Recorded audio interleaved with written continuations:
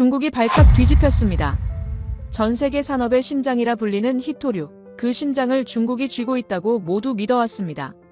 그래서 국가도 기업도 심지어 미국조차 고개를 숙여야 했습니다. 이상한 점은 하나였습니다. 누가 중국을 정면으로 막 선 것도 아닌데 중국의 카드가 힘을 잃었느냐는 겁니다. 왜 일본은 15년을 준비하고도 흔들렸고 왜 미국은 2년 자립을 말하면서도 물러섰는지 지금부터 중국이 가장 숨기고 싶어하는 그 변화의 시작을 처음부터 차분히 그러나 분명하게 보여드리겠습니다. 히토류라는 단어를 처음 들으시는 분들도 계실 겁니다. 한자로 풀면 드문 흙이라는 뜻이에요. 그런데 이름과 달리 히토류는 그렇게 희귀한 게 아닙니다.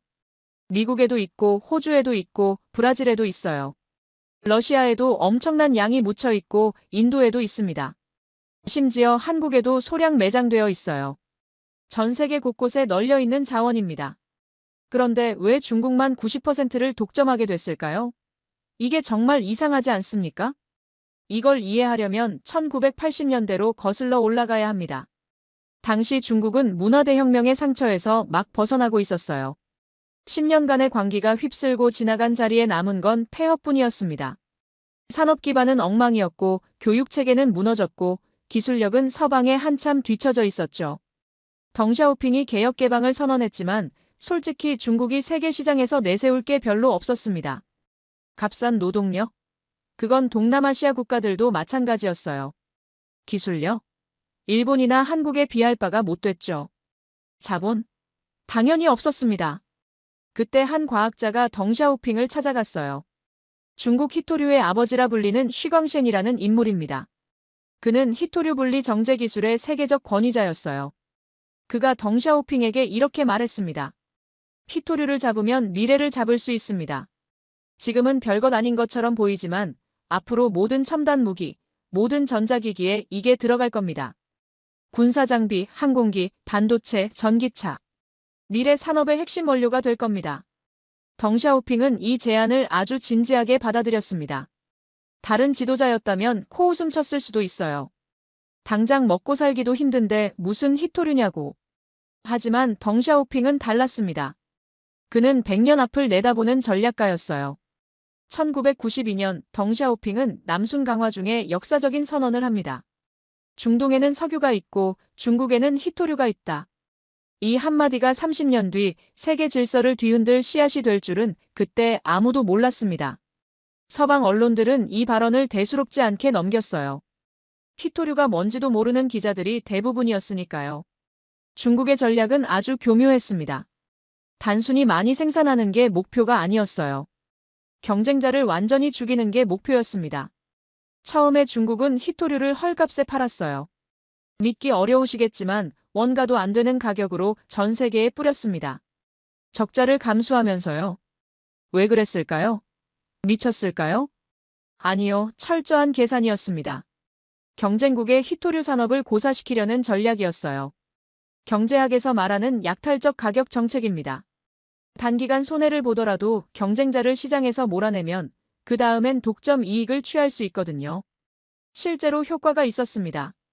미국 캘리포니아에 있던 마운틴 패스 광산, 한때 세계 최대 히토류 생산지였던 그곳이 결국 문을 닫았어요. 1980년대만 해도 미국이 세계 히토류 생산량의 절반을 차지했습니다. 그런 미국이 중국산 저가 물량 앞에서 백기를 든 거예요. 채산성이 안 맞았거든요. 중국산이 너무 싸니까 아무리 해도 이윤이 안 남았습니다. 미국만 그런 게 아니었어요. 호주도 캐나다도 유럽도 하나둘 히토류 생산을 포기했습니다. 왜 비싸게 직접 만들겠습니까? 중국에서 싸게 사다 쓰면 되는데 시장 논리대로라면 당연한 선택이었죠. 그렇게 10년, 20년이 흐르면서 전 세계 히토류 공급망은 중국 한 곳으로 집중됐습니다. 광산만 중국에 집중된 게 아니에요. 정제시설, 가공시설, 관련 인력과 기술까지 전부 중국으로 몰렸습니다. 다른 나라들은 히토류를 다룰 줄 아는 엔지니어조차 사라져버렸어요. 그런데 여기서 한 가지 짚고 넘어가야 할 게 있습니다. 왜 다른 나라들은 중국처럼 싸게 못 만들었을까요? 기술 차이일까요? 아닙니다. 히토류 정제 기술은 그렇게 어려운 게 아니에요. 1950년대에 이미 개발된 기술입니다. 답은 간단해요. 환경오염 때문입니다. 히토류를 정제하는 과정은 상상을 초월할 정도로 지저분합니다. 히토류라는 게 뭔지 아셔야 이해가 되실 거예요. 히토류는 흙 속에 아주 적은 양이 섞여 있어요. 농도가 굉장히 낮습니다. 눈으로 봐서는 구분이 안 돼요. 그래서 히토류를 추출하려면 엄청난 양의 토양을 파헤쳐야 합니다. 그 다음이 문제예요. 그 흙에서 히토류만 골라내려면 강산과 독성 화학물질로 처리해야 합니다. 황산, 염산, 불산 같은 걸 대량으로 쏟아붓는 거예요. 이 과정에서 발생하는 폐수가 어마어마합니다. 히토류 1톤을 정제하면 폐수 2,000톤이 나온다는 분석도 있어요. 1톤 만들려고 2,000톤의 독극물을 쏟아내는 겁니다. 게다가 히토류 광석에는 토륨 같은 방사성 원소가 섞여 있습니다. 정제 과정에서 이게 분리되면서 방사성 폐기물이 나와요. 제대로 처리하려면 비용이 천문학적으로 들어갑니다. 미국이나 유럽에서 이런 짓을 하면 어떻게 될까요? 환경단체가 들고 일어납니다. 지역 주민들이 소송을 걸어요. 인허가 받는 데만 10년이 걸립니다. 설령 허가를 받더라도 환경 기준을 맞추려면 처리 비용이 엄청나게 들어가요. 경제성이 나올 수가 없습니다. 우리 미국만 해도 그래요. 네바다주에 엄청난 히토류가 매장돼 있습니다. 그런데 개발을 못하고 있어요. 왜인지 아십니까? 그 지역이 아메리카 원주민 아파치족의 신성한 땅이라서 그렇습니다. 환경단체와 원주민단체가 연합해서 반대하는 바람에 인허가가 안 나와요. 또 다른 사례도 있어요. 네바다의 리튬 광산 개발이 무산된 적이 있는데 이유가 뭔지 아십니까? 그 지역에만 서식하는 희귀한 메밀 종류가 있었어요. 먹지도 못하는 야생 메밀입니다. 그런데 그 메밀이 멸종될 수 있다는 이유로 광산 개발이 중단됐습니다. 민주주의 국가에서는 이런 일이 비일비재해요. 저는 이게 잘못됐다고 말하는 게 아닙니다. 환경을 지키는 건 중요하니까요. 하지만 결과적으로 이런 제약들이 서방 국가들의 히토류 산업을 묶어버린 건 사실입니다. 그런데 중국은 달랐어요. 내몽골 바오터우라는 도시가 있습니다. 인구 270만 명의 제법 큰 도시예요. 중국 히토류의 절반 이상이 이곳에서 나옵니다. 그래서 히토류의 세계 수도라고 불리죠. 그런데 이 도시 외곽 20km 지점에 가면 검은 호수라고 불리는 곳이 있습니다. 공식 명칭은 인공 폐기물 저수지예요. 히토류 정제 과정에서 나온 폐수와 슬러지, 각종 독극물이 모이는 곳이죠. 이 호수의 면적이 17제곱킬로미터입니다. 서울 여의도 면적의 6배가 넘어요. 거대한 독극물 저수지가 도시 코앞에 있는 겁니다. 바람이 불면 이 폐기물에서 나오는 유독가스가 도시 전체를 뒤덮습니다. 인근 지역 방사능 수치는 기준치의 10배에서 20배. 내부 자료에 따르면 바오터우 인근 마을 주민들은 10명 중 2명꼴로 암에 걸립니다. 특히 간암, 폐암, 갑상선암 발병률이 유난히 높아요. 기형아 출산이 끊이지 않습니다. 남성들은 정자수 감소와 생식 기능 이상을 호소해요. 땅은 더 이상 농작물이 자라지 않습니다. 폐수가 지하수에 스며들어서 마실 물도 없어요. 농사를 지을 수 없으니 다른 생계 수단도 없습니다. 오염이 심하면 심할수록 주민들은 히토류 산업에 더 의존할 수밖에 없는 악순환이 반복됩니다. 히토류 공장에서 일하다 병들고 병들어도 다른 일자리가 없으니 또 공장으로 가는 거예요. 중국 정부는 바오터우 지역을 산업보호구역으로 지정하고 언론 접근을 철저히 차단했습니다. 외국 기자는 물론이고 중국 기자도 취재가 안 돼요. 국제환경단체 조사도 불허합니다. 피해 주민들이 목소리를 내면 어떻게 될까요? 국가 발전을 방해하는 세력으로 낙인 찍힙니다. 침묵을 강요당하고 심하면 구금되기도 해요. 이게 중국 히토류 패권의 실체입니다. 수만 명의 건강과 생명을 담보로 쌓아올린 제국이에요. 환경오염을 통제하는 비용을 제로로 만들었기 때문에 가능했던 겁니다. 인권과 환경을 희생시킨 대가로 얻은 경쟁력이죠. 냉정하게 말씀드리면 우리 미국도 이 구조의 수혜자였습니다. 환경오염은 중국이 다 떠안고 우리는 싸고 깨끗한 히토류를 가져다 썼으니까요. 아이폰도 만들고 테슬라 전기차도 만들고 스텔스 전투기도 만들었습니다. 바오터우의 검은 호수가 어떻게 됐든 우리는 상관하지 않았어요. 전 세계가 공범이었던 겁니다. 그런데 2010년 상황이 완전히 달라졌습니다. 중국이 드디어 이 무기를 휘두르기 시작한 거예요. 2010년 9월 7일 동중국해에서 사건이 터졌습니다. 센카쿠 열도라고 아시죠? 일본은 센카쿠라고 부르고 중국은 다오위다오라고 부르는 작은 섬들입니다. 일본이 시료 지배하고 있지만 중국도 영유권을 주장하는 분쟁 지역이에요. 그날 이 해역에서 중국 어선과 일본 해상보안청 순시선이 충돌했습니다. 중국 어선 선장이 일본 순시선을 들이받은 거예요. 일본 해상보안청은 이 선장을 체포했습니다. 국내법에 따른 당연한 조치였죠. 그런데 중국의 반응이 심상치 않았습니다. 처음에는 외교적 항해 정도일 줄 알았어요. 대사 소환하고 언론에서 비난 성명 내고 그 정도면 끝날 줄 알았습니다. 과거에도 비슷한 충돌은 있었으니까요. 그런데 중국은 전혀 다른 카드를 꺼냈습니다. 히토류였어요. 공식 발표 없이 아무런 예고 없이 일본행 히토류 수출이 갑자기 막혔습니다. 세관에서 통관이 안 되기 시작한 거예요. 중국 정부는 공식적으로는 부인했습니다. 행정 절차상의 지연일 뿐이라고요. 하지만 모두가 알고 있었어요. 이건 보복이라는 걸. 일본 기업들은 패닉에 빠졌습니다. 당시 일본의 중국 히토류 의존도가 얼마였는지 아십니까? 90%를 넘었어요. 사실상 전량을 중국에서 가져오고 있었던 겁니다. 도요타가 비상이 걸렸습니다. 하이브리드차 프리우스에 들어가는 모터, 거기에 네오디뮴 자석이 필수예요. 이게 없으면 프리우스를 만들 수 없습니다. 혼다, 닛산, 마쓰다, 스바루 전부 마찬가지였어요. 자동차만이 아니었습니다. 소니, 파나소닉, 캐논, 니콘. 일본이 자랑하던 전자업체들 전부가 발이 묶였어요. 카메라 렌즈에 히토류가 들어가고 디스플레이에 들어가고 하드디스크에 들어가고 배터리에 들어갑니다. 에어컨 압축기에도 스피커에도 전부 히토류예요. 일본 산업 전체가 멈출 위기에 처했습니다. 저는 그때 펜타곤에서 이 상황을 실시간으로 지켜보고 있었습니다. 솔직히 충격이었어요. 세계 3위 경제대국 일본이 고작 히토류 때문에 이렇게 쉽게 무너질 수 있다니. 일본 정부 내부에서는 아수라장이 벌어졌다고 합니다. 경제산업성은 기업들 항해 전화에 불이 났고 외무성은 중국과 물밑 협상을 시작했어요. 정치권에서는 중국에 강경 대응해야 한다는 목소리와 일단 선장부터 석방하자는 목소리가 충돌했습니다. 결과가 어떻게 됐을까요? 2주 만에 일본이 백기를 들었습니다. 일본 검찰은 중국인 선장을 처분 보류로 석방했어요. 법적으로 따지면 기소조차 못하고 그냥 풀어준 겁니다. 일본 국내법을 어긴 사람을 자국 영토에서 체포했는데 중국 압박에 못 이겨 풀어준 거예요. 사실상 외교적 굴복이었습니다. 그날 일본 언론들은 난리가 났어요.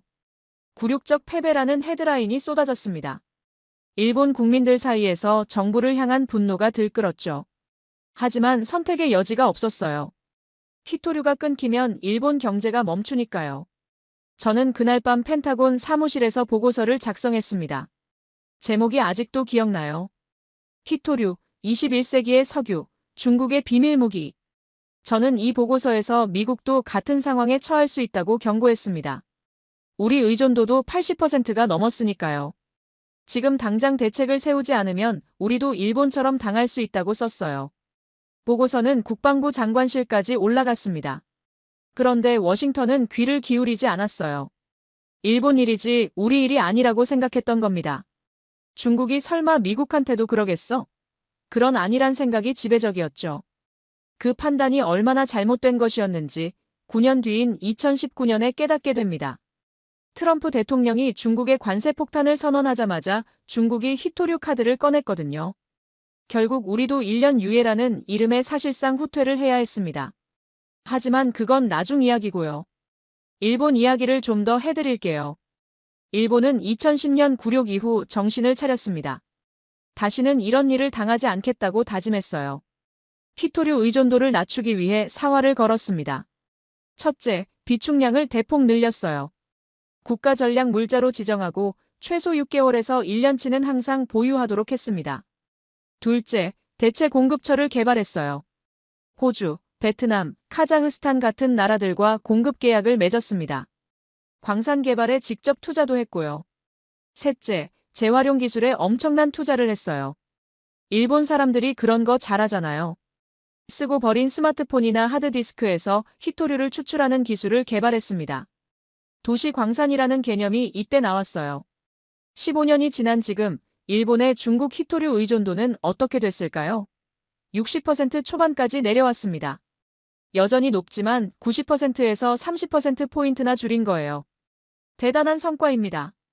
그리고 일본은 한 가지를 더 준비했어요. 방어만 한 게 아닙니다. 반격 카드를 만들었습니다. 반도체 제조에 필수적인 포토레지스트라는 화학물질이 있어요. 웨이퍼 위에 회로 패턴을 새기는 데 쓰는 감광액입니다. 옛날 필름 카메라의 필름이랑 비슷한 원리예요. 이게 없으면 반도체를 만들 수 없습니다. 그런데 이 포토레지스트 시장의 70% 이상을 일본이 장악하고 있어요. 도쿄오카, 시네스화학, 스미토모화학 같은 일본 기업들이 독점하고 있습니다. 중요한 건 이 물질의 특성이에요. 유통기한이 아주 짧습니다. 2, 3개월이면 품질이 떨어지기 시작해요. 비축이 어렵다는 뜻이죠. 히토류는 6개월, 1년치 쌓아둘 수 있지만 포토레지스트는 그게 안 됩니다. 일본이 이걸 끊으면 어떻게 될까요? 중국 반도체 공장들이 2, 3개월 안에 멈춥니다. 2025년 현재 중일 관계가 다시 얼어붙었습니다. 다카이치 총리가 대만 유사시 일본 유사라고 강경 발언을 하면서 중국이 격앙됐어요. 중국 외교부 대변인이 목을 따겠다는 표현까지 썼습니다. 전쟁 중에도 외교관들이 잘 안 쓰는 표현이에요. 중국은 다시 히토류 카드를 꺼내들었습니다. 일본행 수출 허가를 슬금슬금 늦추기 시작했어요. 공식 발표는 없지만 일본 정부도 평소보다 확실히 느려졌다고 인정했습니다. 관광도 막았어요. 중국인 일본 여행 자제령이 내려졌고 항공편이 20-30% 줄었습니다. 호텔 예약 취소가 쏟아지고 있어요. 일본 수산물 수입도 중단됐고요. 그런데 이번엔 양상이 좀 다릅니다. 일본도 가만히 당하고만 있지 않아요. 포토레지스트와 반도체 장비 관련 수출을 슬금슬금 조이기 시작했거든요. 공식 발표는 없습니다.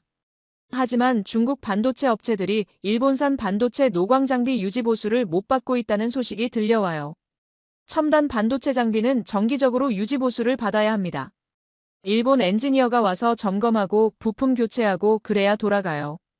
그런데 그 엔지니어들이 비자를 못 받고 있다는 겁니다. 우연이겠습니까? 중국이 히토류를 끊으면 일본 자동차와 전자산업이 멈춥니다. 하지만 일본이 포토레지스트를 끊으면 중국 반도체 산업이 멈춰요. 서로 목줄을 쥔 상황이 된 겁니다. 제가 분석하기에 단기전에서는 중국이 조금 더 불리합니다. 일본은 히토류를 6개월에서 1년치 비축해뒀거든요. 2010년 교훈을 뼈저리게 새겼으니까요. 반면 포토레지스트는 유통기한 때문에 비축이 안 돼서 중국이 가진 물량이 2, 3개월치밖에 안 됩니다. 하지만 장기전으로 가면 둘 다 피해가 막심해요. 치킨 게임입니다. 그래서 아마 물밑에서 협상이 진행되고 있을 거예요. 둘 다 극단적 상황은 원하지 않으니까. 그런데 여기서 주목해야 할 나라가 있습니다. 바로 한국이에요. 중국과 일본이 서로 물고 뜯는 사이에 한국이 어부지리를 얻고 있거든요. 중국이 일본을 압박하면 할수록 글로벌 기업들은 공급망 리스크를 줄이려고 합니다. 그 대안으로 떠오르는 게 한국 기업들이에요. 반도체, 배터리, 디스플레이. 이 세 분야에서 한국은 일본과 경쟁 관계면서 중국 의존도도 상대적으로 낮습니다.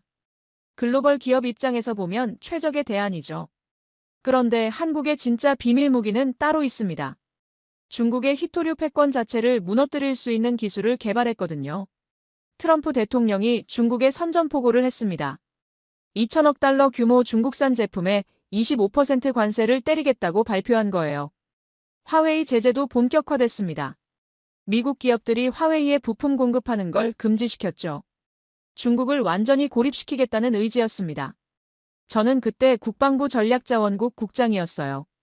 트럼프 행정부의 대중국 강경책을 지지하는 입장이었습니다. 솔직히 통쾌했어요.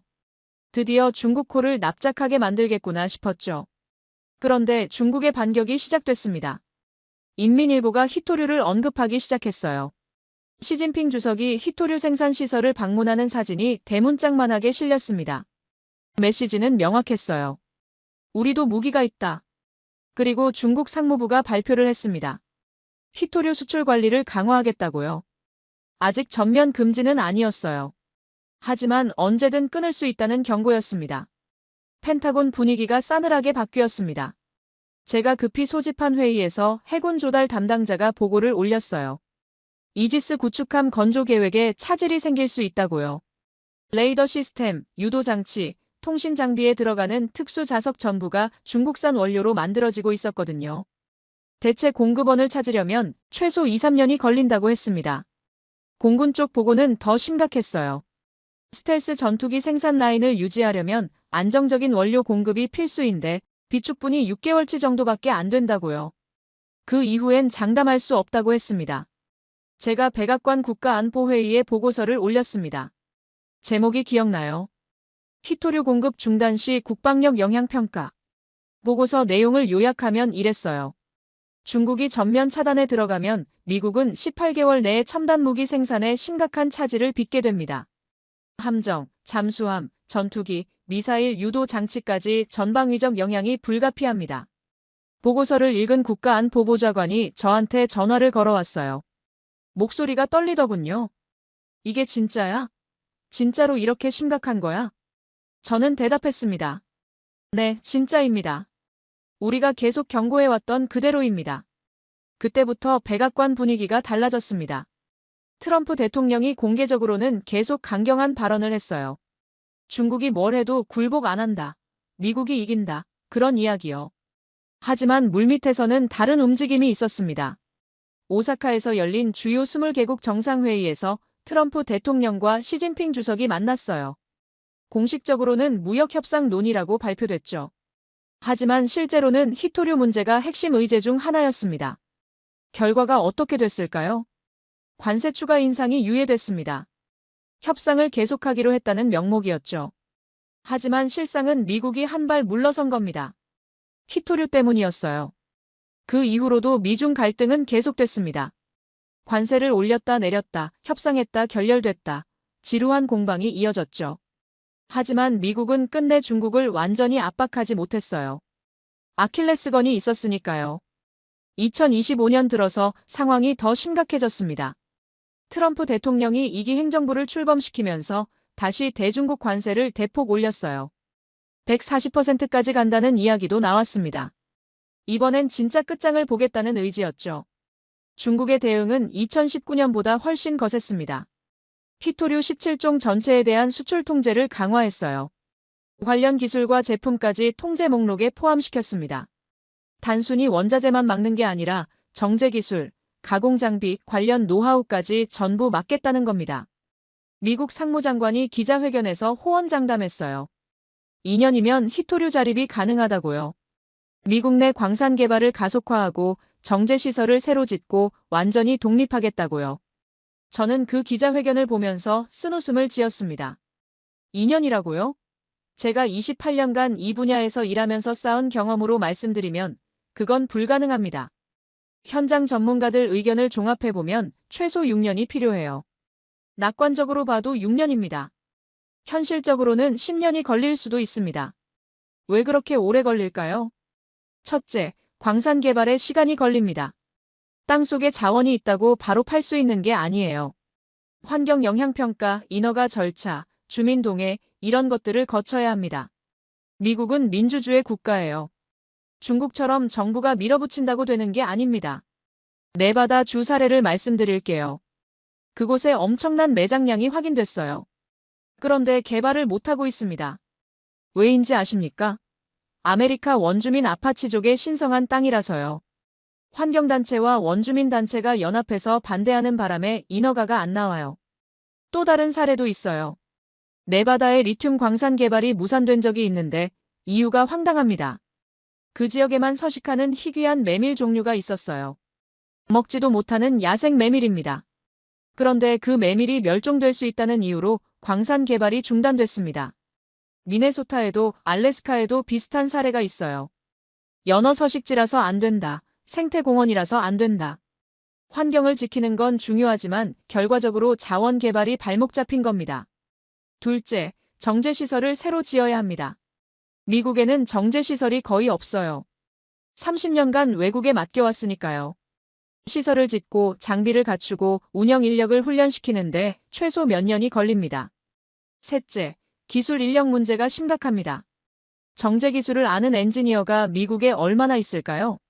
거의 없어요. 대학에서도 안 가르치고 산업계에도 없습니다. 중국에서 데려올 수도 없어요. 중국 정부가 허락하지 않으니까. 그래서 결국 미국은 또 협상 테이블로 돌아왔습니다. 관세 일부를 유예하고 별도 협의하기로 했어요. 사실상 또 한 발 물러선 겁니다. 세계 최강대국 미국이 이렇게 무력합니다. 군사력으로 따지면 미국이 압도적이에요.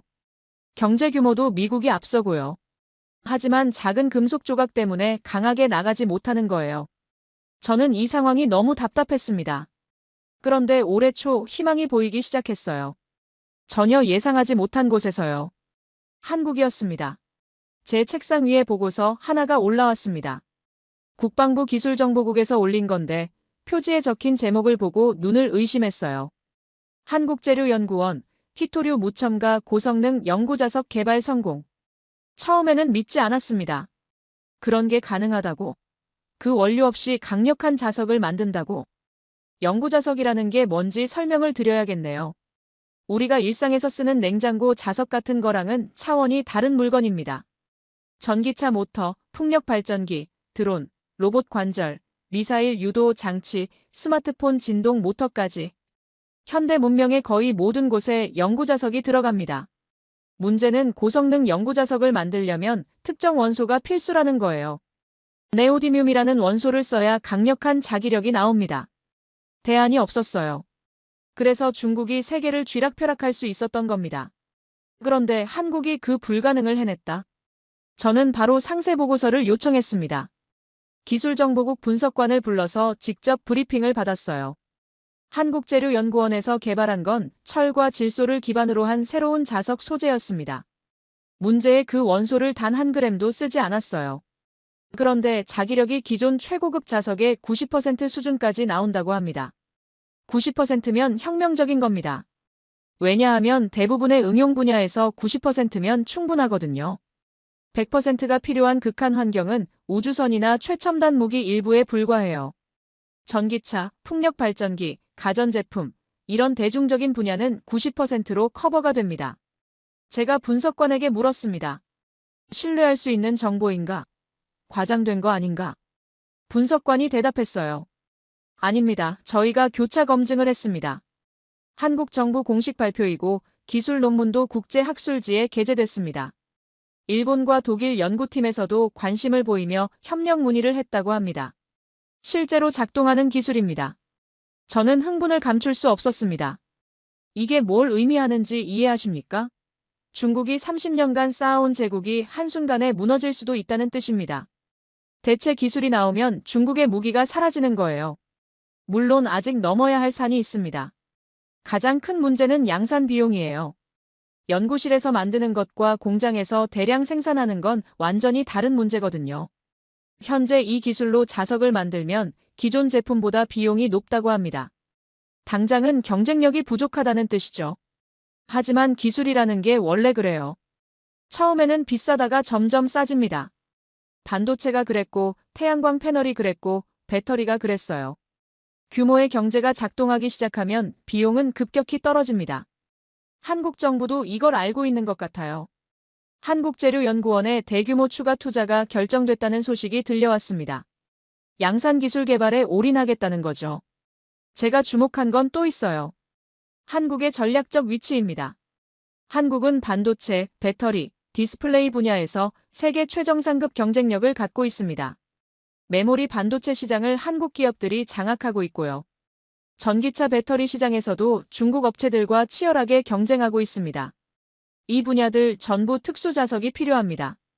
한국도 중국 의존도가 높아요. 그래서 한국 정부가 대체 기술 개발에 사활을 걸었던 겁니다. 남의 손에 목줄이 쥐어져 있으면 언제 조여질지 모르니까요.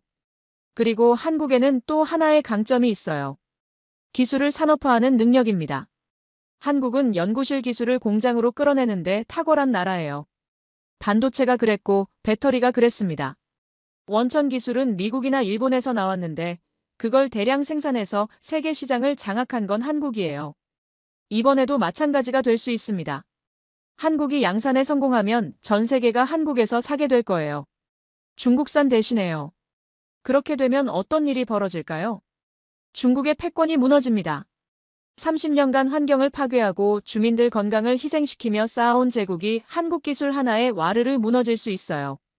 실제로 중국도 긴장하고 있는 것 같습니다. 중국 과학원에서 나온 보고서를 입수했는데요. 거기에 이런 내용이 있었어요. 대체 기술이 상용화되면 중국의 글로벌 시장 점유율이 2035년에 30%, 2040년에는 23%까지 떨어질 수 있다고요. 지금 70에서 90%에서 23%로 거의 4분의 1 토막이 나는 겁니다.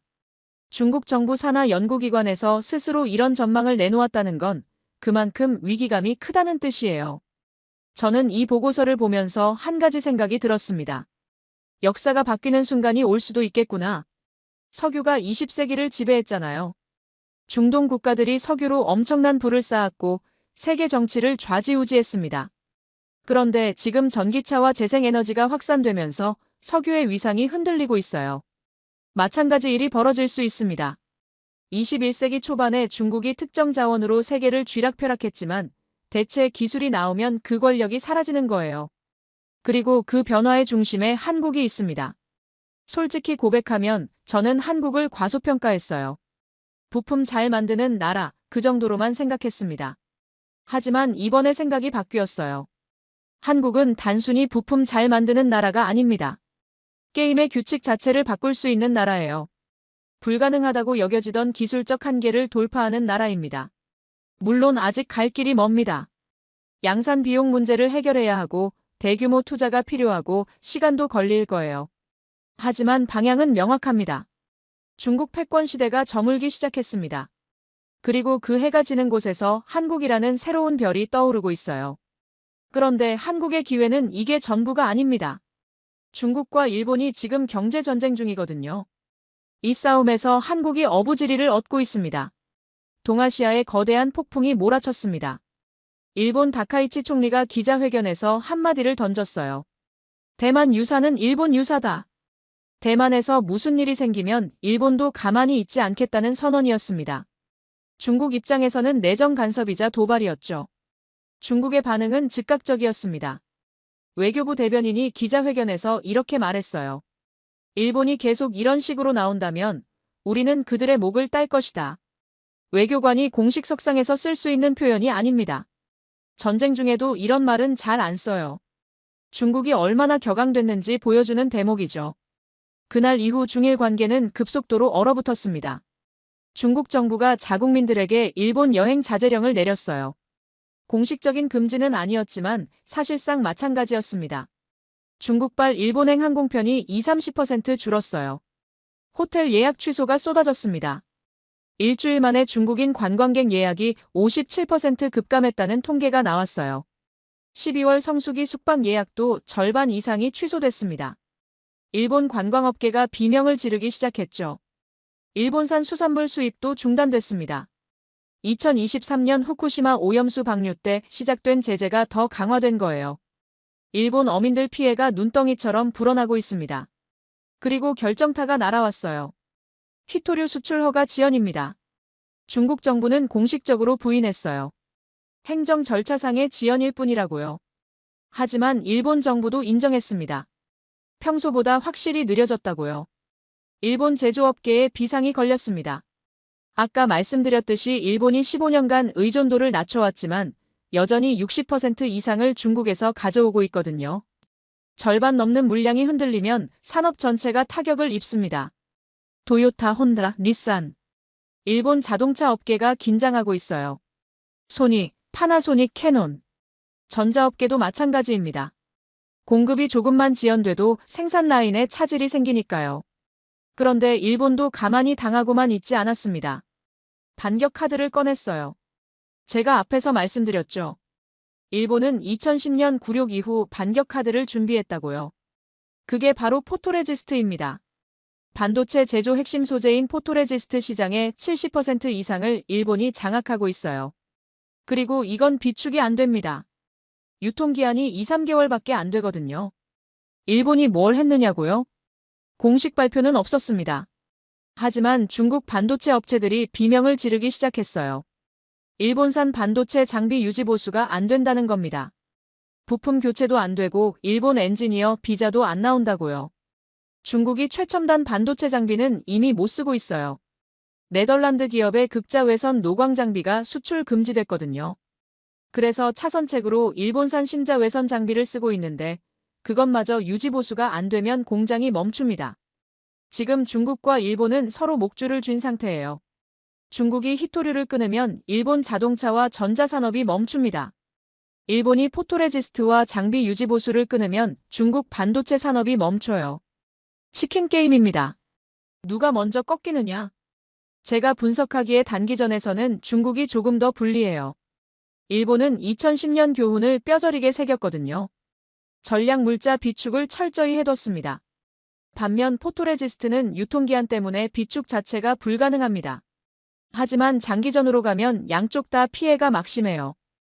그래서 아마 물밑 협상이 진행되고 있을 겁니다. 양쪽 다 극단적 상황은 피하고 싶으니까요. 그런데 여기서 주목해야 할 게 있습니다. 이 싸움에서 한국이 어부지리를 얻고 있어요. 어떻게 그렇게 됐느냐고요? 설명해 드리겠습니다. 글로벌 기업들 입장에서 생각해 보세요. 중국이랑 거래하면 언제 물량이 끊길지 모릅니다. 일본이랑 거래해도 마찬가지예요. 중일 갈등이 격화되면 양쪽 다 리스크가 있는 거죠. 그러면 대안이 뭘까요? 한국입니다. 반도체, 배터리, 디스플레이. 이 세 분야에서 한국은 세계 최정상급 경쟁력을 갖고 있어요.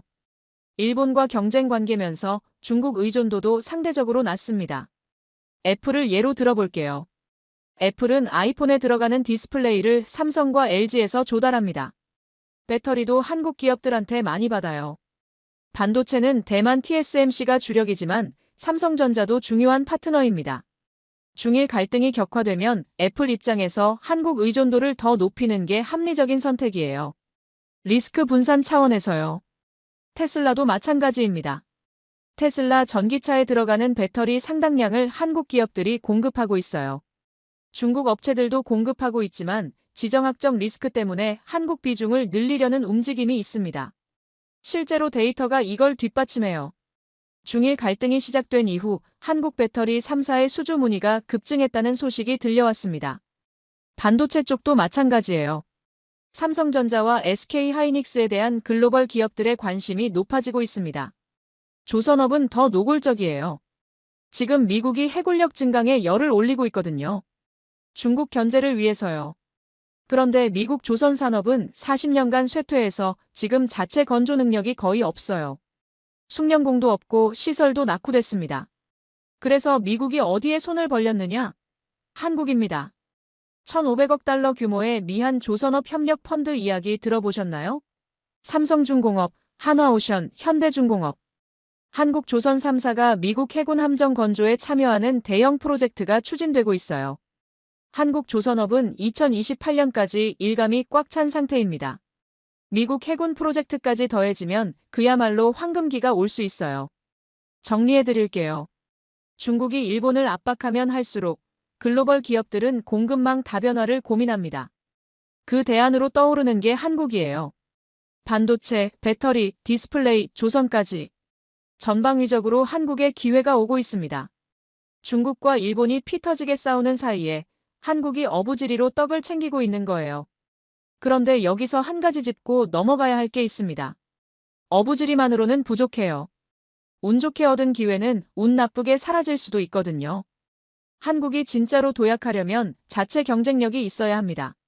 남들이 싸우든 말든 상관없이 한국을 선택할 수밖에 없는 이유가 있어야 해요.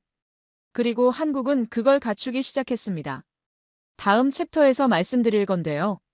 미국과 일본이 한국에 러브콜을 보내기 시작했어요. 그것도 아주 적극적으로요. 올해 5월, 저는 한국을 방문했습니다. 공식적인 이유는 민간 연구소 컨퍼런스 참석이었어요. 하지만 진짜 목적은 따로 있었습니다. 한국재료연구원의 신기술을 직접 확인하고 싶었거든요. 창원에 있는 한국재료연구원을 찾아갔습니다. 연구소 규모가 생각보다 크더군요. 최신 장비들이 즐비했고 연구원들 눈빛이 살아있었어요. 활기가 느껴지는 곳이었습니다. 연구 책임자를 만났어요. 50대 초반으로 보이는 조용한 인상의 과학자였습니다. 제가 물었어요. 정말로 히토류 없이 고성능 자석을 만든 겁니까? 네, 만들었습니다. 철과 질소 기반 신소재입니다. 기존 네오디뮴 자석 대비 90% 성능을 달성했고 지금은 95%까지 끌어올리는 연구를 진행 중입니다. 제가 핵심을 물었습니다. 양산이 가능합니까? 비용은요? 그의 대답이 인상적이었어요. 지금 당장은 기존 제품보다 비용이 높습니다. 하지만 3년 내에 동등한 수준까지 낮출 수 있다고 봅니다. 5년이면 더 싸게 만들 수 있을 겁니다. 저희가 배터리 기술 발전에서 배운 게 있거든요. 규모의 경제가 작동하면 비용은 기하급수적으로 떨어집니다. 저는 솔직히 감탄했습니다. 연구실에서 성공하는 것과 양산하는 것은 완전히 다른 문제거든요. 그런데 이 사람들은 이미 양산 로드맵까지 그려놓고 있었어요. 단순한 과학자가 아니라 산업화를 이해하는 엔지니어들이었습니다. 그가 덧붙였어요. 그리고 한 가지 더 있습니다. 저희 기술은 환경오염이 거의 없습니다. 기존 방식처럼 독성 화학물질을 대량으로 쓸 필요가 없어요. 이건 비용 문제를 떠나서 중요한 장점입니다. 저는 그 순간 깨달았어요. 이 기술이 갖는 진짜 의미를요. 중국이 왜 이 시장을 독점할 수 있었습니까? 환경오염을 감수했기 때문이에요. 다른 나라들은 환경 규제 때문에 경쟁이 안 됐죠. 그런데 한국 기술은 애초에 환경오염이 없습니다. 그러면 미국에서도 유럽에서도 어디서든 공장을 지을 수 있어요. 환경 규제에 걸릴 이유가 없으니까. 이건 단순한 기술 개발이 아닙니다. 게임의 규칙 자체를 바꾸는 거예요. 한국을 떠나기 전에 흥미로운 소식을 들었습니다. 미국 에너지부에서 한국재료연구원과 협력 논의를 시작했다고요. 일본 경제산업성에서도 접촉이 있었답니다. 독일 프라운호퍼 연구소에서도 관심을 보였고요. 전 세계가 한국 기술에 주목하기 시작한 겁니다. 저도 워싱턴에 돌아와서 보고서를 올렸어요. 제목은 이랬습니다. 한국 신기술의 전략적 가치 미국의 대응 방안. 보고서 핵심 내용은 간단했어요. 한국과 손잡아야 한다. 우리 미국은 히토류 자립에 최소 6년에서 10년이 걸립니다. 그동안 중국에 계속 끌려다닐 수밖에 없어요. 하지만 한국 기술을 도입하면 시간을 대폭 단축할 수 있습니다. 한국이 양산에 성공하면 우리가 그걸 사면 됩니다. 직접 만들 필요가 없어요. 아니면 한국과 합작해서 미국 내에 공장을 지을 수도 있습니다. 어떤 방식이든 중국 의존도를 빠르게 낮출 수 있습니다. 이 보고서가 백악관까지 올라갔다고 들었어요. 반응이 좋았답니다.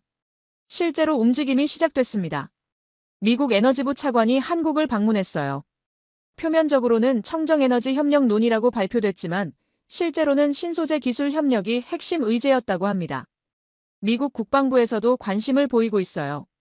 아까 말씀드렸듯이 미국 첨단 무기에는 특수 자석이 필수입니다. 중국에 의존하는 현 상황이 국가 안보 위협이거든요. 한국 기술이 대안이 될 수 있습니다. 일본도 움직이고 있어요. 일본은 솔직히 자존심이 상할 만한 상황입니다.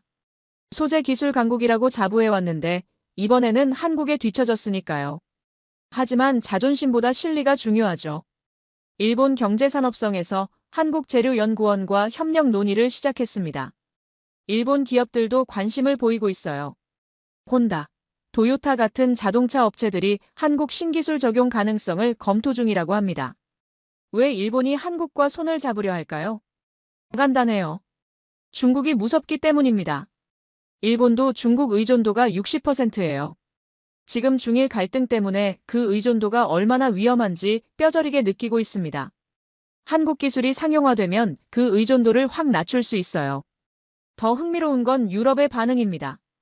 유럽연합도 중국 의존도를 낮추려고 안간힘을 쓰고 있거든요. 특히 독일은 자동차 산업이 핵심이라 특수 자석 수급 문제에 민감합니다.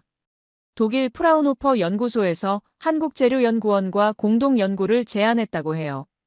유럽연합 집행위원회에서도 한국과의 핵심 광물 협력 강화를 검토 중이라는 소식이 있습니다.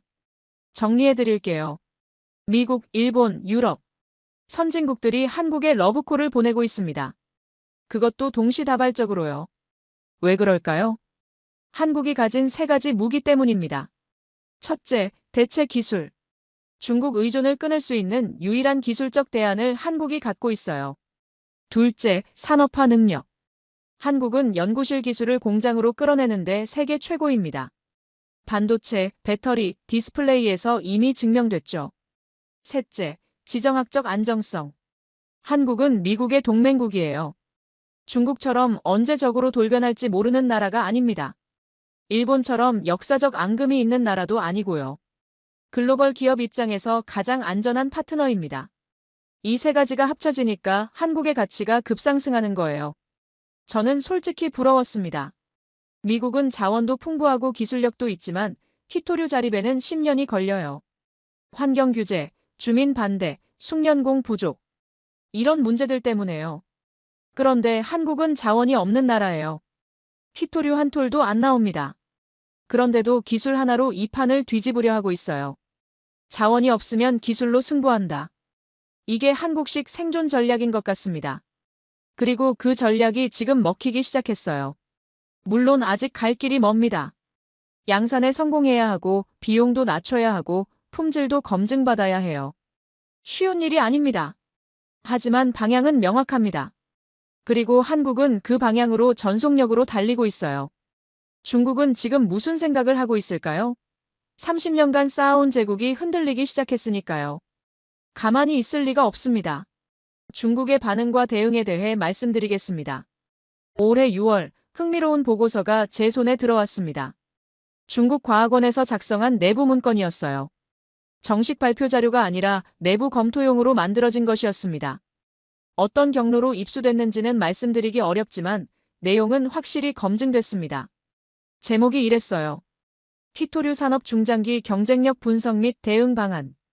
중국 정부 산하 최고 연구기관에서 자국 산업의 미래를 분석한 문건입니다.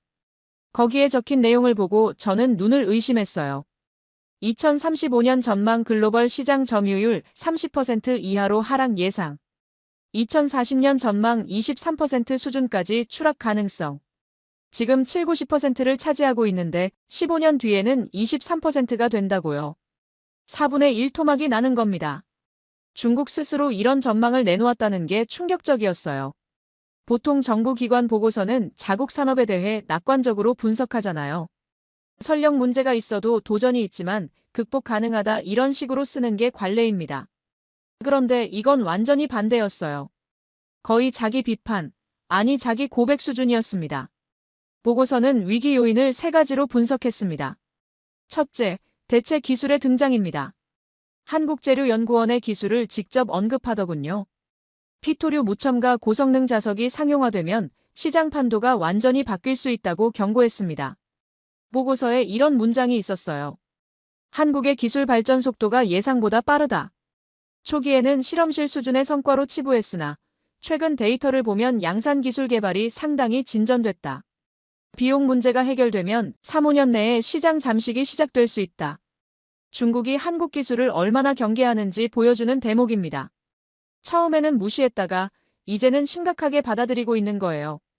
그 아래에 더 흥미로운 분석이 있었습니다.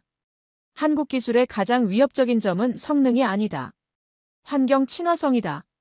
우리의 생산 방식은 환경 오염을 전제로 한다.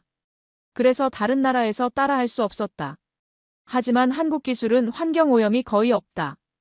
이것은 어디서든 공장을 지을 수 있다는 뜻이다. 우리의 유일한 경쟁 우위가 사라지는 것이다. 이 문장을 읽는 순간 저는 무릎을 쳤습니다.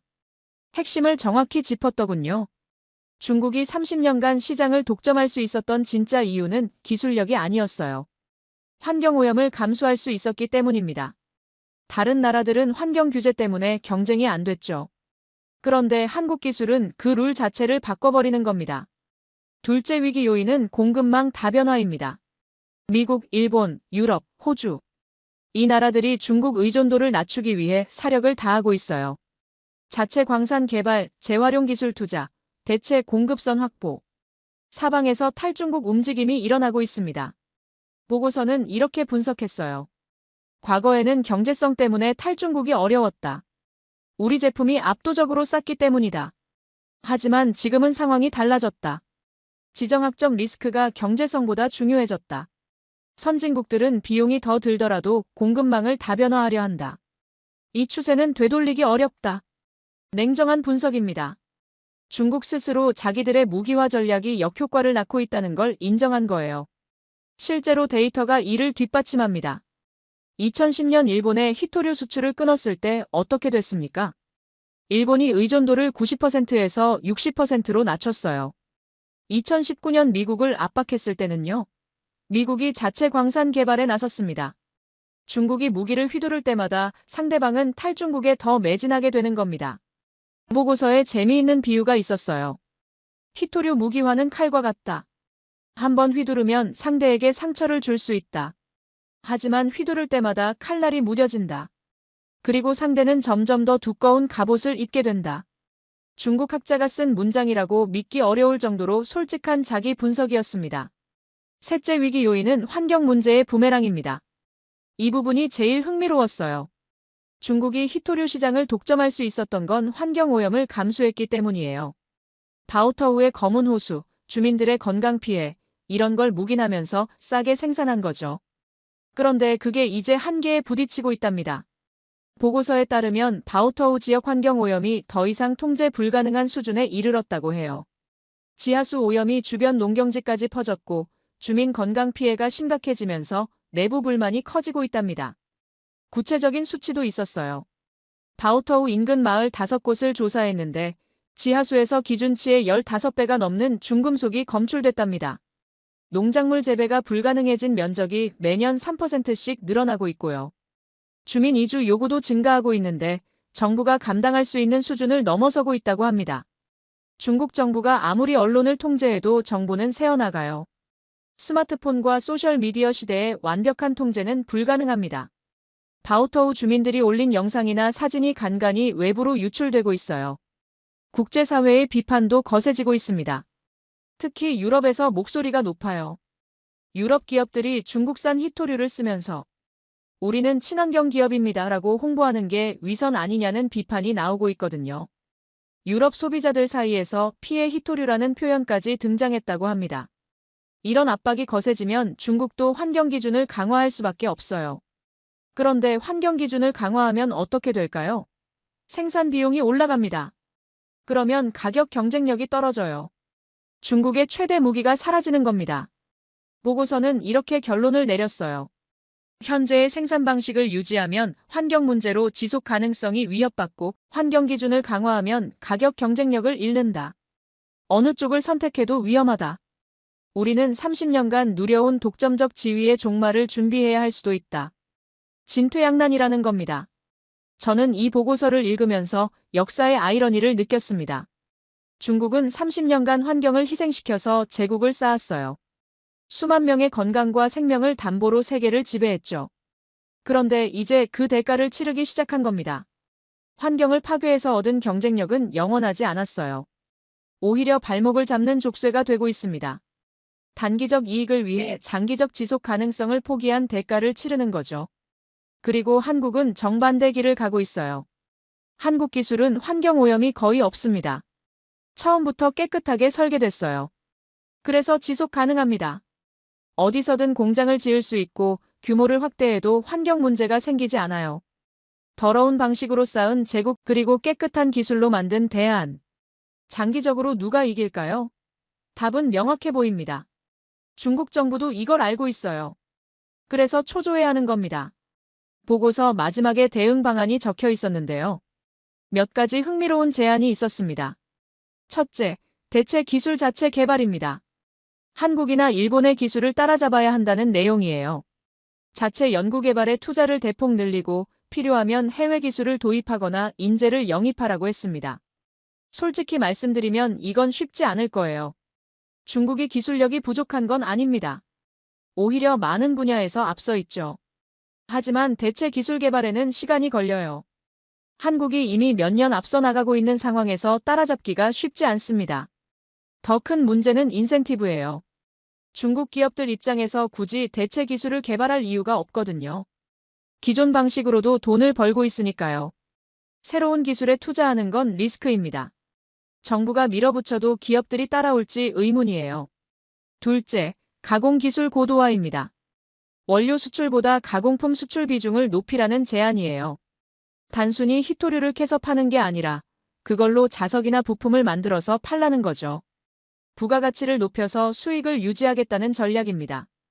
이것도 한계가 있어요. 가공 기술은 일본이나 한국도 갖고 있거든요. 중국만의 독점 영역이 아닙니다. 게다가 대체 기술이 상용화되면 가공품 시장 자체가 줄어들어요. 히토류가 필요 없어지면 히토류로 만든 가공품도 필요 없어지는 거잖아요. 셋째, 수출 통제 강화입니다. 이건 좀 위험한 제안이에요. 히토류를 더 강하게 무기화하라는 겁니다. 필요하면 수출을 완전히 끊어서 상대국을 압박하라고요.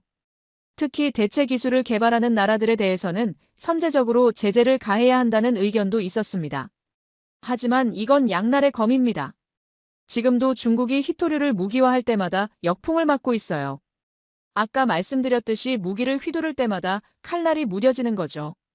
더 강하게 무기화하면 어떻게 될까요? 탈중국 움직임이 더 빨라질 거예요. 대체 기술 개발에 더 많은 투자가 몰릴 겁니다. 단기적으로는 효과가 있을지 몰라도 장기적으로는 자충수가 됩니다. 보고서 작성자들도 이걸 알고 있는 것 같았어요. 수출 통제 강화 방안 옆에 이런 주석이 달려 있었거든요. 단기 효과는 있으나 장기적 역효과 우려. 신중한 접근 필요. 특히 한국에 대한 제재는 역효과가 클 수 있음. 한국은 미국의 핵심 동맹국이며 제재 시 미국의 개입을 초래할 가능성 높음. 중국 내부에서도 의견이 갈리고 있다는 뜻입니다. 강경파는 더 세게 압박하자고 하고 온건파는 역효과를 우려하고 있는 거죠. 넷째, 국제협력 강화입니다. 이건 좀 의외의 제안이었어요. 히토류를 무기로 쓰지 말고 오히려 협력의 도구로 쓰자는 겁니다. 안정적인 공급을 보장해서 신뢰를 쌓고 장기 계약을 통해 고객을 묶어두자는 전략이에요. 논리적으로는 맞는 말입니다. 하지만 지금까지 중국이 해온 행동과 완전히 반대 방향이에요. 이미 여러 번 무기화해서 신뢰가 바닥인 상황에서 갑자기 협력하자고 하면 누가 믿겠습니까? 저는 이 보고서를 보면서 확신이 생겼어요. 중국의 히토류 패권은 이미 균열이 시작됐습니다. 30년간 쌓아온 제국이 흔들리고 있어요. 제국이 무너지기 시작할 때 제국의 주인은 가장 먼저 그걸 느낍니다. 외부에서는 아직 견고해 보여도 내부에서는 균열이 보이기 시작하거든요. 지금 중국이 딱 그 상태입니다. 그리고 그 균열을 만든 건 누구입니까? 한국입니다. 물론 미국, 일본, 호주도 각자의 방식으로 노력하고 있어요. 하지만 진짜 게임 체인저는 한국의 대체 기술입니다. 이게 상용화되면 중국의 무기가 완전히 무력화돼요. 중국도 이걸 알고 있습니다. 보고서에서 한국을 가장 많이 언급한 게 그 증거예요. 미국이나 일본보다 한국을 더 경계하고 있는 겁니다. 작은 나라 한국이 거대한 중국을 긴장시키고 있어요. 자원 한 톨 없는 나라가 자원 부국의 패권을 위협하고 있습니다. 이게 기술의 힘입니다. 그렇다면 앞으로 세계는 어떻게 바뀔까요? 중국의 시대가 저물면 누가 그 자리를 차지할까요? 마지막 말씀드리겠습니다. 저는 미국 국방부에서 일하면서 수많은 변화를 봐왔습니다. 1991년 소련의 붕괴를 봤어요. 70년간 미국과 세계를 양분했던 초강대국이 한순간에 무너지는 걸 목격했습니다. 냉전이 끝나고 미국 1급 체제가 시작됐죠. 2001년 9.11 테러를 봤습니다. 테러와의 전쟁이 시작됐고 미국은 20년간 중동에서 수렁에 빠졌어요. 그 사이 중국이 조용히 부상했습니다. 2008년 금융위기를 봤어요.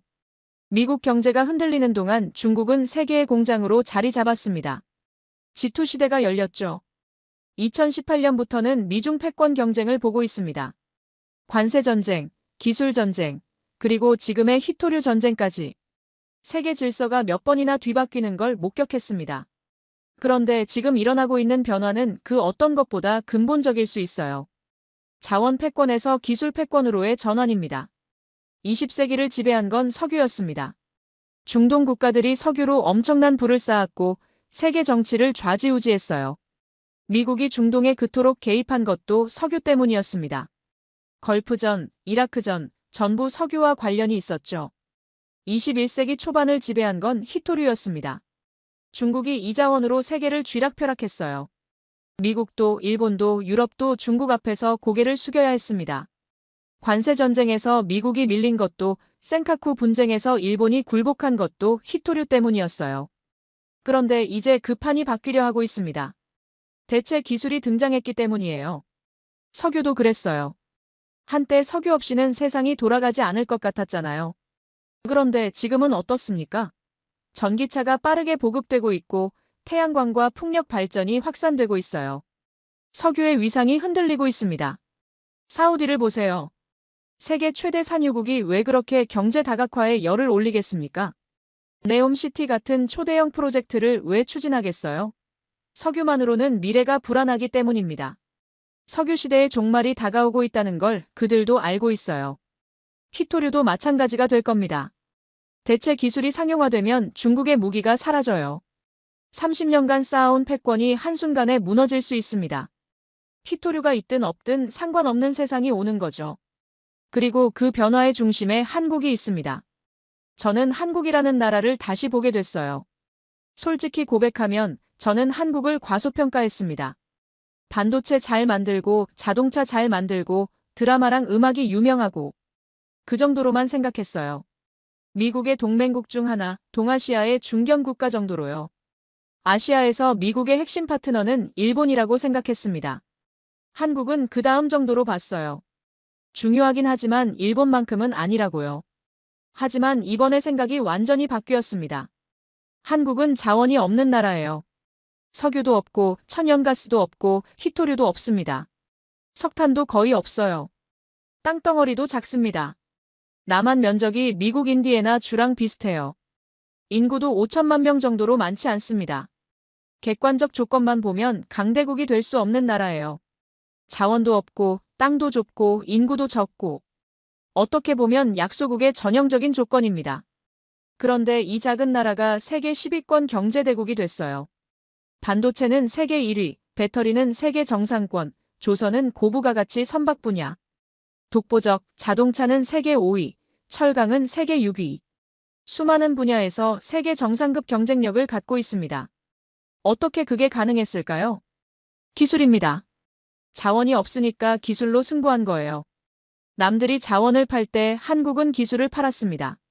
남들이 땅에서 파낸 것을 가공할 때 한국은 무에서 유를 창조했어요. 이번 히토류 대체 기술도 마찬가지입니다. 한국은 히토류가 한 톨도 안 나와요. 중국처럼 땅에서 캘 수 없습니다. 그러면 어떻게 해야 할까요? 아예 필요 없게 만들면 됩니다. 그래서 대체 기술을 개발한 거예요. 자원의 한계를 기술로 극복하는 것. 이게 한국식 생존 전략입니다. 저는 이게 정말 대단하다고 생각해요. 발상의 전환이잖아요. 대부분의 나라는 자원이 없으면 자원을 수입하려고 합니다. 또는 자원을 가진 나라와 좋은 관계를 유지하려고 하죠. 수동적인 접근이에요. 자원 보유국에 끌려다니는 구조입니다. 그런데 한국은 다르게 생각했어요. 자원이 없다고? 그러면 자원이 필요 없는 기술을 만들면 되지. 공급자에게 휘둘리지 말고 아예 게임의 규칙을 바꿔버리자. 이런 발상이 어디서 나왔을까요? 저는 한국의 역사에서 그 답을 찾았습니다. 한국은 역사적으로 강대국들 사이에 끼어 있었어요. 중국, 일본, 러시아. 이 거대한 나라들 사이에서 살아남아야 했습니다. 수천 년간 침략을 받으면서도 정체성을 잃지 않았어요.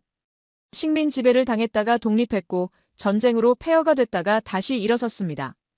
이런 역사를 거치면서 한국 사람들은 생존 본능이 강해진 것 같아요.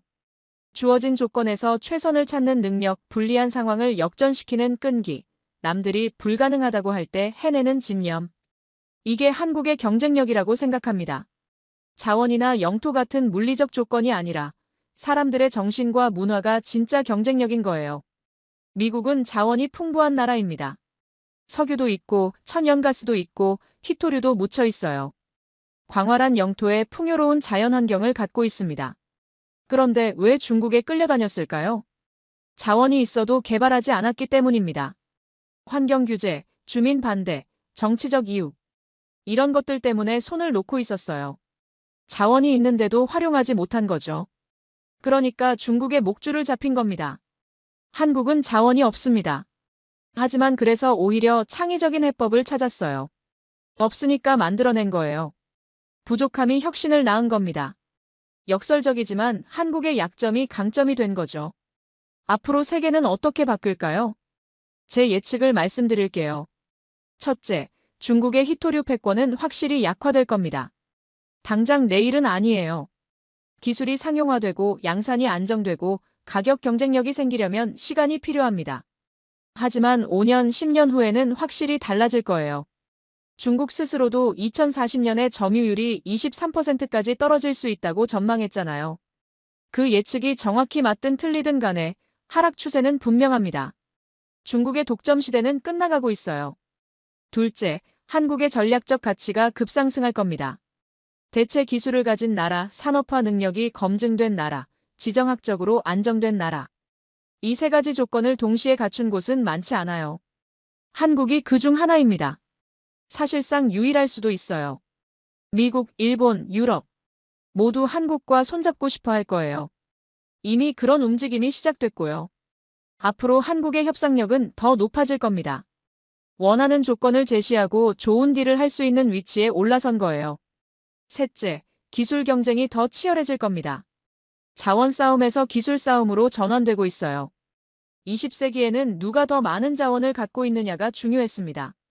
하지만 21세기에는 누가 더 좋은 기술을 갖고 있느냐가 승패를 가르게 됩니다. 이건 한국의 유리한 방향이에요. 한국은 자원 싸움에서는 약자지만 기술 싸움에서는 강자니까요. 앞으로 기술 중심 세계가 될수록 한국의 위상은 높아질 겁니다. 넷째, 환경 친화적 기술이 주류가 될 겁니다. 중국식 모델, 즉 환경을 파괴해서 싸게 만드는 방식은 지속 가능하지 않아요. 당장은 경쟁력이 있어 보여도 장기적으로는 한계가 있습니다. 국제사회의 압박이 거세지고 있고 소비자 인식도 변하고 있어요. 젊은 세대일수록 환경에 민감하잖아요. 친환경 제품을 선호하고 환경 파괴 기업에 대한 불매 운동도 일어나고 있습니다. 깨끗하게 만드는 기술이 경쟁력을 갖게 될 거예요. 한국 기술이 바로 그런 방향이죠. 시대의 흐름과 맞아떨어지는 겁니다. 물론 낙관만 할 수는 없습니다. 한국 앞에도 과제가 있어요. 양산 비용을 낮춰야 합니다. 아직은 기존 제품보다 비싸거든요. 연구실에서 만드는 것과 공장에서 대량 생산하는 건 완전히 다른 문제예요. 3년에서 5년 안에 경쟁력 있는 가격을 만들어야 합니다. 그렇지 않으면 기술이 있어도 시장을 잡을 수 없어요. 정부 투자가 지속돼야 합니다. 이 기술이 꽃을 피우려면 시간이 필요해요. 정권이 바뀌어도 경제가 어려워져도 투자가 끊기면 안 됩니다. 장기적인 시각으로 밀어붙여야 해요.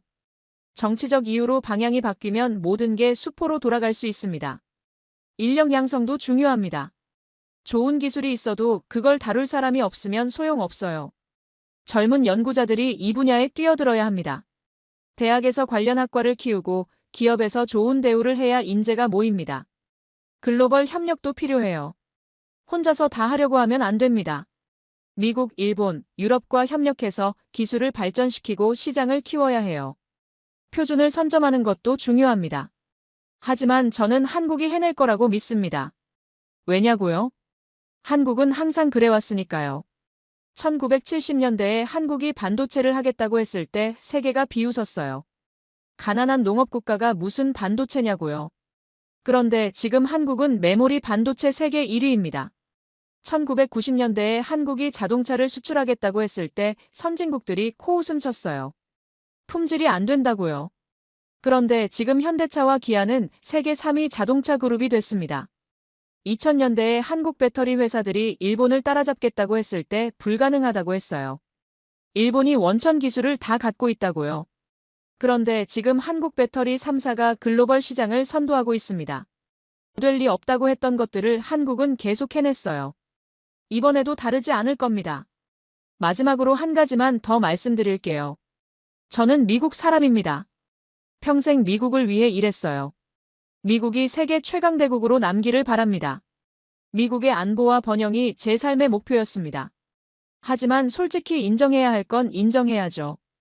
이번 히토류 문제에서 미국은 한국에 뒤처졌습니다. 우리는 자원이 있었는데도 개발하지 않았어요. 기술이 있었는데도 투자하지 않았습니다. 정치적 이유로, 환경적 이유로, 경제적 이유로 손을 놓고 있었죠. 그 결과 중국의 목줄을 잡혔습니다. 세계 최강대국이라면서 작은 금속 조각 때문에 협상에서 밀렸어요. 한국은 자원이 없었지만 기술로 돌파구를 찾았어요. 정부와 연구기관이 협력해서 불가능해 보이는 걸 해냈습니다. 그 결과 세계가 주목하는 위치에 올라섰습니다. 저는 이게 부럽습니다. 미국도 배워야 해요. 한국처럼 할 수는 없겠지만 한국의 접근법에서 배울 건 배워야 합니다. 자원에 안주하지 말고 기술에 투자해야 해요. 정치적 논쟁에 시간 낭비하지 말고 실질적인 해법을 찾아야 합니다. 동맹국이 강해지는 건 미국에도 좋은 일이에요. 한국이 중국 의존에서 벗어나고 세계 공급망에서 중요한 역할을 하면 미국 안보에도 도움이 됩니다. 중국을 견제하는 데 있어서 강한 한국은 미국의 자산이에요.